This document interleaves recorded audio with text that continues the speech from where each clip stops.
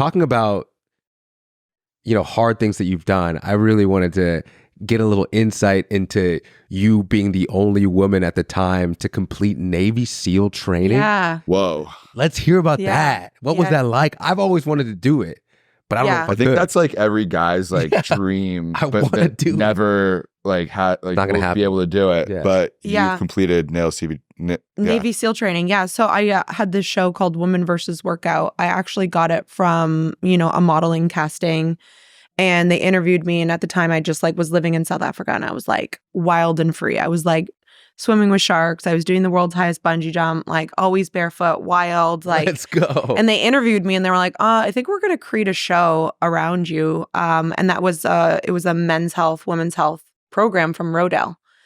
And the concept was me tackling different workouts. It started out as workouts and escalated because I just freaking loved the challenges, that it was starting off with like, we'll do like Tough Mudders and roller derby. Done a Tough Mudder? Oh yeah, I did Tough Mudders, roller derby, firefighter training. I drove a NASCAR, so I would learn how to drive a NASCAR, and I did like a NASCAR race. I never got on a motorcycle before, and I did motocross, and I was like jumping things. Let's go.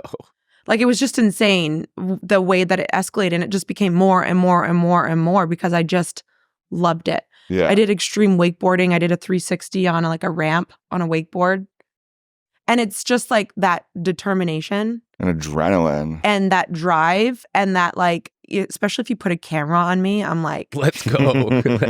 Yeah. I would just be so driven to succeed. And that was interesting for people to watch, that determination. And the concept was like this model trying to do Navy SEAL training. So when I did the Navy SEAL training, it was the 24-hour Hell Night with Navy SEALs. So I had to do 24 hours with them. And it was the most pain and torture I've ever been in. Mainly because you're freezing in water and you're pushed to physical limits, and then they get into your head and then try to break you down mentally.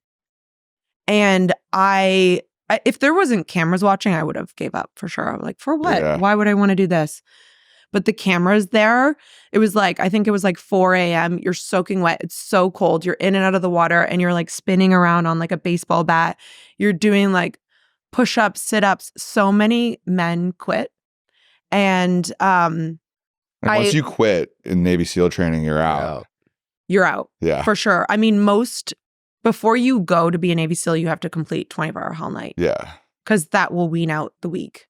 Have you ever read or heard of the book Make Your Bed?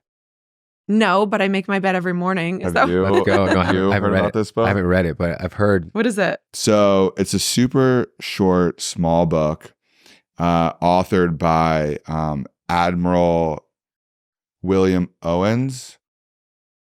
He, I think I got the name wrong, but he was a Navy SEAL and then became the trainer of the Navy SEALs, like SEAL Team 6.